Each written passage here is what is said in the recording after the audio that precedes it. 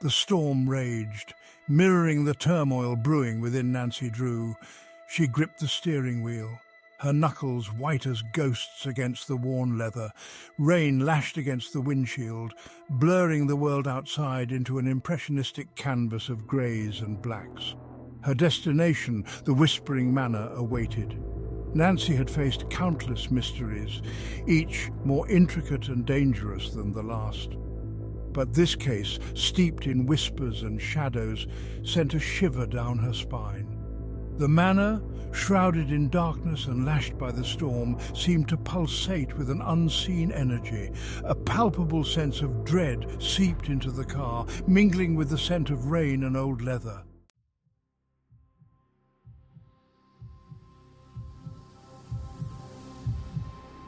The wind howled through the trees, its mournful cry seeming to echo the whispers Nancy had heard so much about.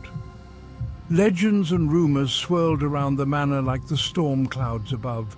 Tales of sudden disappearances, unexplained noises and ghostly apparitions had plagued the house for generations. Nancy had always approached such stories with a healthy dose of skepticism, relying on logic and deduction to unravel the truth. Yet, there was something undeniably unsettling about this place, a palpable sense of unease that sent chills crawling down her spine. The manor seemed to exude an aura of secrets, its very walls whispering tales of forgotten tragedies. She pushed open the creaking gate, its rusted hinges protesting with a groan that echoed through the stillness of the night.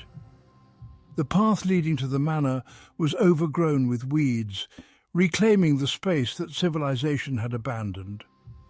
Each step forward seemed to carry her deeper into the heart of the mystery, the air growing heavier with anticipation. The whispers seemed louder now, carried on the wind, swirling around her like the leaves caught in the storm's fury. They were faint, indistinct, yet undeniably present, their hushed tones sending a shiver down her spine. Nancy couldn't discern their meaning, but their chilling presence was enough to raise goosebumps on her arms.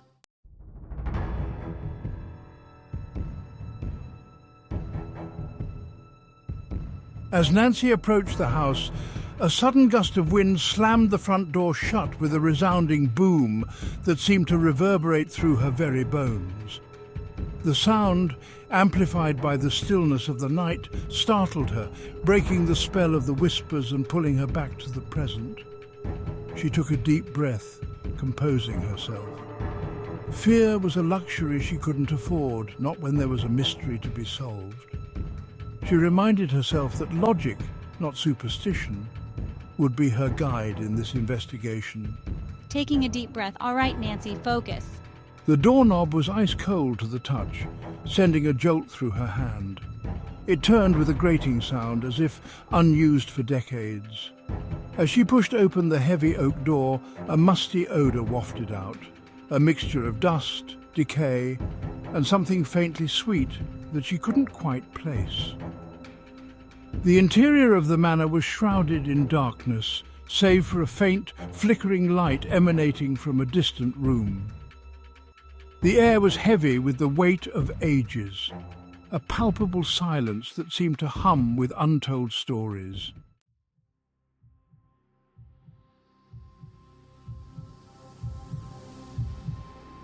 Professor Beaumont?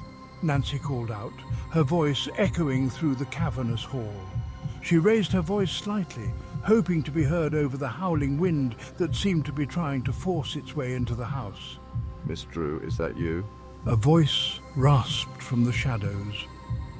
The figure shuffled closer, the lamplight revealing the gaunt features of Professor Beaumont. His face was etched with worry, his eyes darting nervously around the room as if expecting something to leap out at him from the darkness. Thank goodness you've come, he said, his voice trembling slightly. He gestured towards the shadows that clung to the corners of the room, his gaze filled with a mixture of fear and fascination. This place is worse than I imagined. What's happened, Professor? Nancy asked, her voice calm and reassuring despite the tremor of unease that ran through her. She had encountered fear countless times before, and she knew that panic would only hinder their investigation. The professor took a shuddering breath, his gaze still fixed on the shadows that danced in the lamplight. It's the whispers, Miss Drew. They never cease, never relent.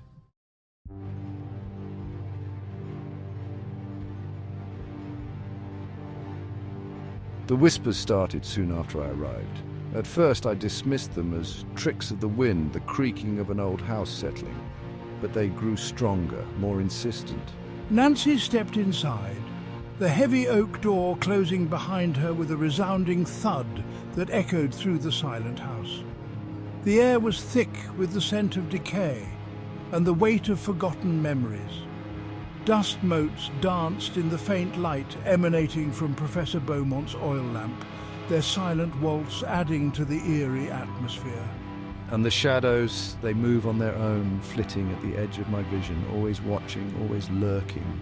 Nancy listened intently, her mind already piecing together the puzzle. The professor, a renowned historian known for his rational mind, seemed genuinely shaken. Whatever he had encountered in this house went beyond the realm of logic and reason, striking at the heart of his composure.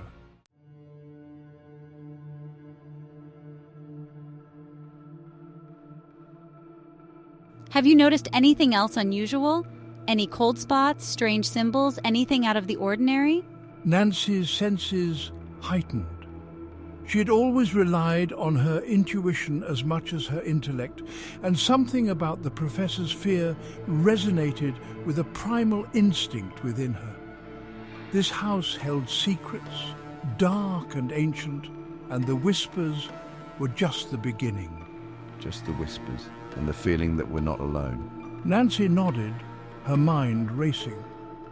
She knew that fear could be a powerful distorting lens, amplifying the ordinary into the extraordinary, but there was something about the professor's demeanor, the genuineness of his terror, that convinced her that something truly unsettling was at play within the walls of Whispering Manor.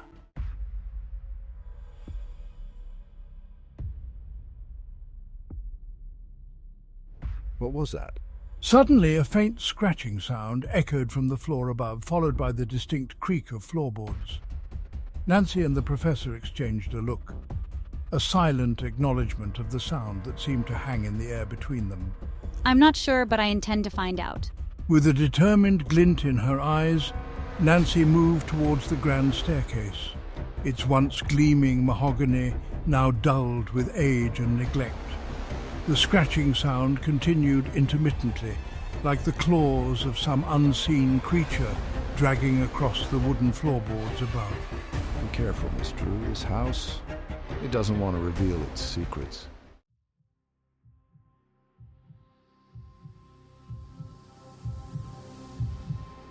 Nancy ascended the stairs, her flashlight cutting through the darkness, illuminating cobwebs and dust motes dancing in the still air. The scratching sound seemed closer now, coming from a room at the end of the hallway. With each step, the air grew colder, a bone-chilling dampness that seemed to seep into my very bones. She reached the door, its paint peeling and cracked, and slowly pushed it open, her flashlight beam darting across the room. The room was empty, furnished with the remnants of a bygone era, a four-poster bed draped in dusty sheets, a vanity with a cracked mirror, and a wardrobe with doors hanging open, revealing nothing but emptiness. But as Nancy turned to leave, she noticed something unusual. Scratched into the wooden floor near the window was a series of strange symbols, crudely carved as if in haste. They were unlike anything I had ever seen before, a jumble of lines and curves that seemed to writhe and shift under my gaze.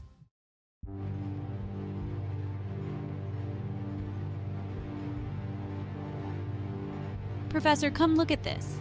Her voice echoed in the stillness of the old house. The professor shuffled into the room, his lamplight casting long, dancing shadows on the walls.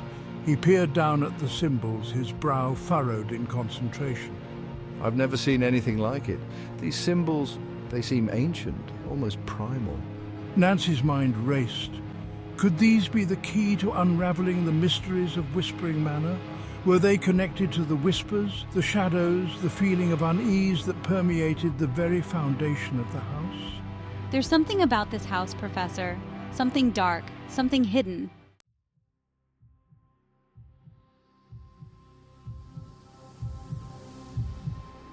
The professor nodded slowly, his eyes filled with a newfound determination. I believe you're right, Miss Drew. This house has a story to tell, a story buried deep within its walls. As they stood there, united in their pursuit of the truth, a cold gust of wind slammed the door shut, plunging them into darkness. The lamp flickered and died, leaving them surrounded by shadows and the echo of the slamming door. For a moment, there was only silence, broken only by the sound of their own breathing.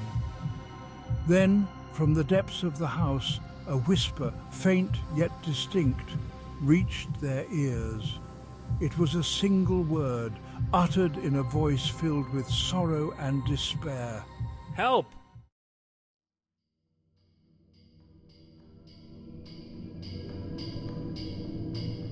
The word hung in the air, a desperate plea echoing through the silence of the old house. Nancy's instinct screamed at her, urging her towards the source of the sound. She knew with a certainty that defied logic that the whispers held the key to unlocking the secrets of Whispering Manor. Did you hear that? It sounded like... A cry for help. Nancy's gaze swept the room, searching for any sign of an exit, a hidden door, anything that might lead them closer to the source of the sound. Her fingers brushed against something cold and metallic, hidden behind a dusty volume of ancient poetry. A latch, cleverly concealed and long forgotten. With a soft click, a section of the bookshelf swung inwards, revealing a narrow passage shrouded in darkness. A secret passage. Nancy's pulse quickened. This house, with its whispers and shadows, was like a puzzle box, each layer revealing another, more intricate than the last.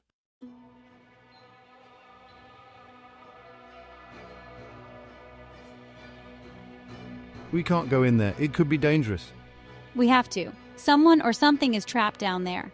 With a deep breath, Nancy stepped into the passage, the professor following close behind. The air grew colder, heavier, as if they were descending into the very heart of the house. The scratching sound grew louder, accompanied now by a low, guttural growl that sent shivers down their spines. The passage twisted and turned, the stone walls damp and slimy to the touch. The air was thick with the scent of mildew and something else, something ancient and unsettling that Nancy couldn't quite place.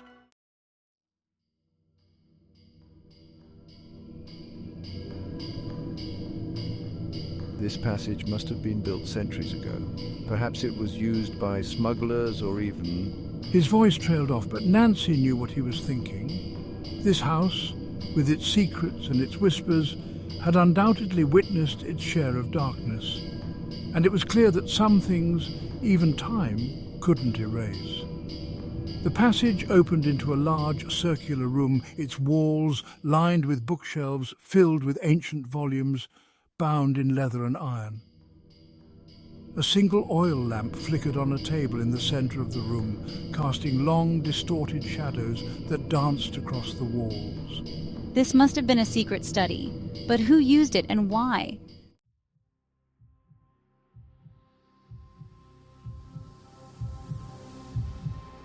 As if in answer to her question, a cold draft swept through the room, stirring the dust motes into a frenzy of activity. The lamp flickered again, its flame momentarily shrinking before returning to its full brightness. And in that brief moment of darkness, I saw it.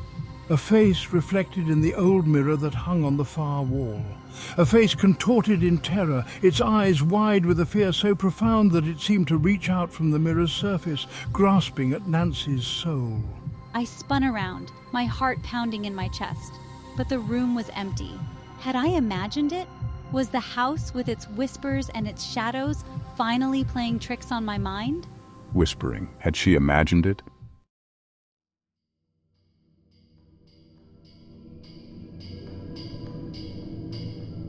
Professor, did you see... It's her, she began, but the words caught in her throat. The professor was staring at the far wall, his eyes wide with a mixture of fear and recognition. "It's Eleanor," he whispered, his voice barely audible above the pounding of Nancy's heart. "Eleanor Beaumont, the former mistress of this house." He pointed to a faded portrait that hung on the wall, its colors muted with age. The woman in the portrait was beautiful, with piercing blue eyes and a melancholic smile that seemed to haunt the room.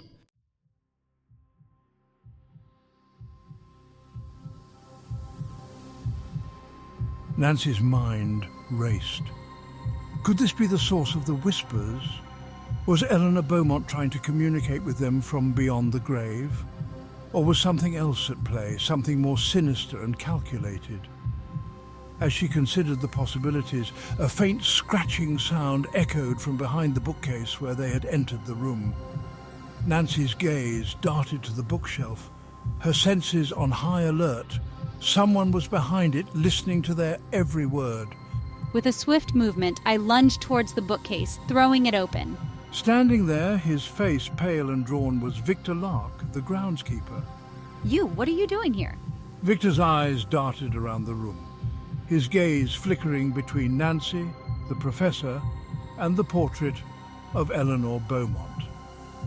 He opened his mouth to speak, but no words came out. He looked like a hunted animal trapped in the beam of Nancy's flashlight. It's time you told us what you know about this house and about Eleanor Beaumont. Victor hesitated, his gaze darting to the portrait of Eleanor Beaumont, as if seeking guidance from the woman who had haunted this house for over a century.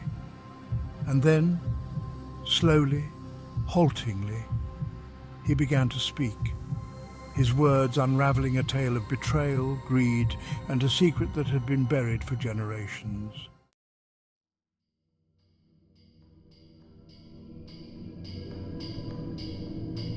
Silence hung heavy in the air, punctuated only by the faint crackling of the oil lamp and the sound of Victor's ragged breathing. His gaze darted between Nancy and Professor Beaumont, as if gauging their reactions before entrusting them with his secret. It's true. Eleanor Beaumont, she didn't disappear. Not in the way everyone thinks. Nancy leaned closer, her expression unreadable. She had encountered countless liars and deceivers in her time as a detective, and she could sense that Victor's story, however far-fetched, held a kernel of truth. "Go on," Professor Beaumont urged, his voice a hushed whisper that echoed Nancy's own curiosity. The academic in him, the man who had dedicated his life to uncovering the past, was captivated by Victor's words, sensing a history lesson far more intriguing than any dusty tome. My family, we were caretakers for the Beaumonts for generations. My great-grandmother, she served Eleanor.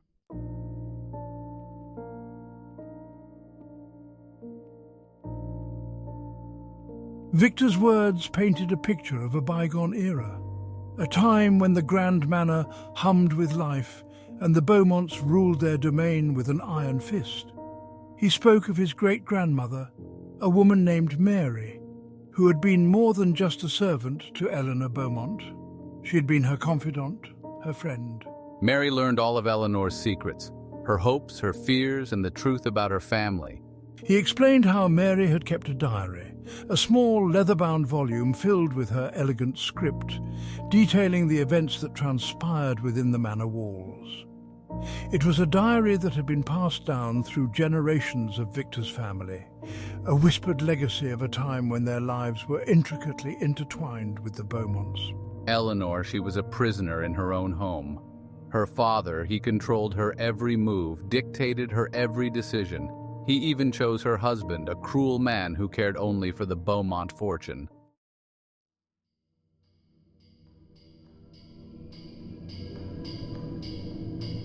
Victor's story painted a tragic portrait of Eleanor Beaumont, a woman born into wealth and privilege, yet denied the simple freedoms that most took for granted.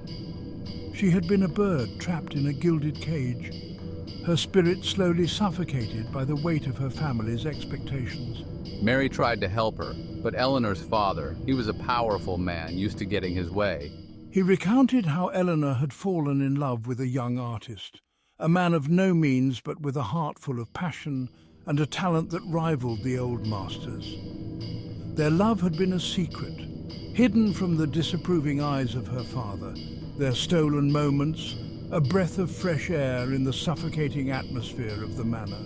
But secrets have a way of coming out, and when Eleanor's father discovered their affair, he was furious.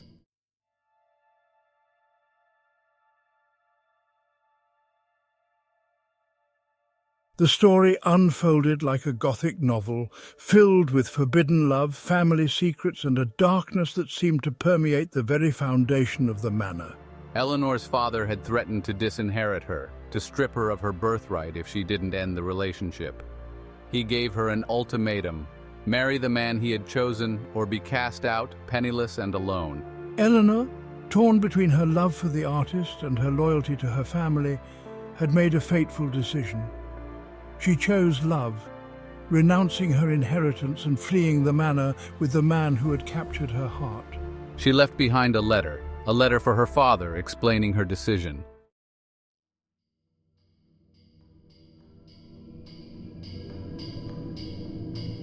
Nancy listened intently, her mind racing to connect the dots of Victor's story to the strange occurrences in the manor. Why had the whispers led them to this room, to this story? What was it about Eleanor Beaumont's past that refused to stay buried? What happened to the letter, and what does this have to do with the whispers? Victor hesitated, his gaze darting to the shadows that danced in the corners of the room, as if he expected them to provide the answers. He seemed to shrink in on himself, his bravado fading as the weight of his confession settled upon him. The letter, it disappeared, along with Eleanor's father. No one ever knew what happened to them, or where they went. He went on to explain that his family, the caretakers who had served the Beaumonts for generations, had been suspected of foul play.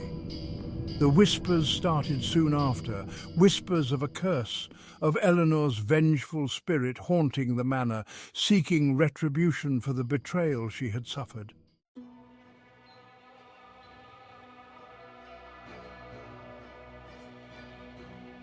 The whispers drove everyone away, the staff, the servants, even the new owners. No one could bear the constant feeling of being watched, of being judged. He explained that he had stayed, bound by his family's history and determined to uncover the truth behind Eleanor's disappearance. He had searched for the missing letter, for any clue that would clear his family's name and silence the whispers that haunted the manor. I believe Eleanor's spirit is trapped here. She won't rest until her story is told, until the truth is revealed. Nancy met his gaze, her expression a mixture of sympathy and skepticism.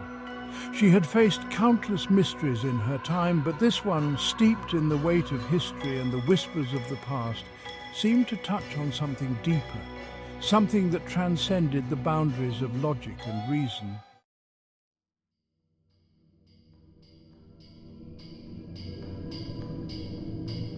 Nancy's intuition told her that Victor, despite his family's connection to the manor and his obvious fear, was not responsible for the eerie happenings at Whispering Manor. He was a man haunted by his family's past, desperate to silence the whispers that had plagued them for generations. His story, though steeped in the Gothic drama of the manor, rang true. Focusing my attention on the study, I meticulously examined every nook and cranny. The whispers, I reasoned, were meant to be heard, to guide me to the truth. They were Eleanor's voice, echoing through the years, desperate to be heard.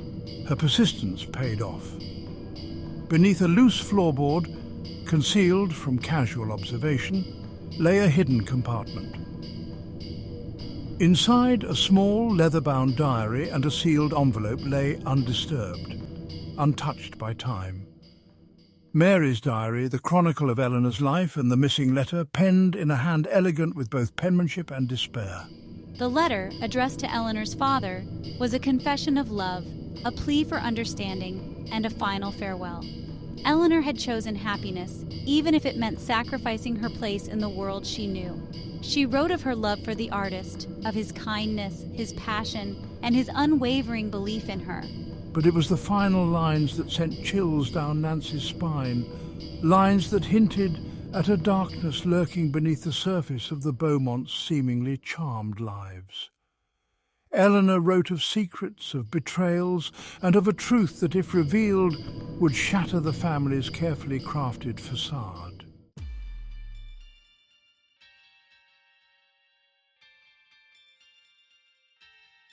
The diary, filled with Mary's meticulous observations, corroborated Eleanor's words.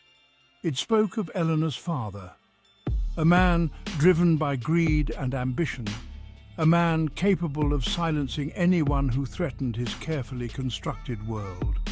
Nancy, piecing together the fragments of the past, uncovered a web of deceit hidden beneath layers of respectability and social standing. Eleanor's father, it turned out, had amassed his fortune through ruthless business dealings, exploiting those less fortunate and silencing those who dared to question his methods. Armed with this newfound knowledge, Nancy confronted Victor with her findings. He listened, his initial shock giving way to a quiet grief as he realized the truth about the family he had served for so long. The whispers, it seemed, were not just Eleanor's, but the echoes of all those who had been silenced by her father's greed. Together, Nancy and I presented the evidence to the authorities. The investigation that followed, though hampered by the passage of time, uncovered enough to prove that Eleanor's father had met with an untimely end, his death concealed to protect his ill-gotten fortune. Justice, though delayed, was ultimately served. The Beaumont name, once synonymous with wealth and influence, was forever tarnished, their legacy overshadowed by the truth of their patriarch's crimes.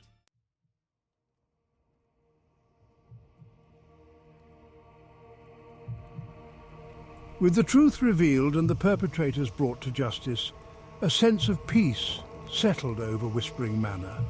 The whispers, once so persistent, so chilling, faded into silence. The air, once thick with unease, felt lighter, as if the house itself could finally breathe. Word of Nancy's triumph spread through the town, whispered from neighbour to neighbour, a testament to her unwavering pursuit of justice.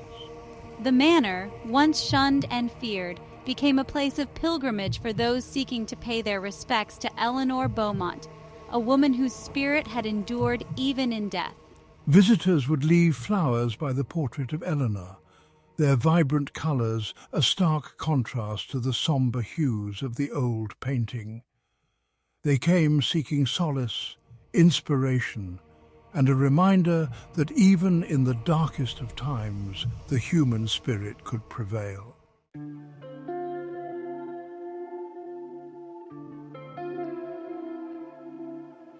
As for Nancy, she left Whispering Manor with a heavy heart, but a renewed sense of purpose. She had faced down ghosts of the past, both literal and figurative, and had emerged victorious. The case had tested her skills, her courage, and her belief in the power of truth. I carried with me the memory of Eleanor Beaumont, a woman whose life had been tragically cut short, but whose spirit had lived on in the whispers that echoed through the halls of the manor. Eleanor's story, a testament to the enduring power of love and the importance of fighting for what is right, would stay with me, a reminder that even in the face of darkness, hope could prevail. As she drove away from the manor, the first rays of dawn painting the horizon with hues of pink and gold, Nancy knew that her work was never done. There would always be mysteries to solve, injustices to right, and whispers in the dark that needed to be heard. And she, Nancy Drew, would be there to answer the call.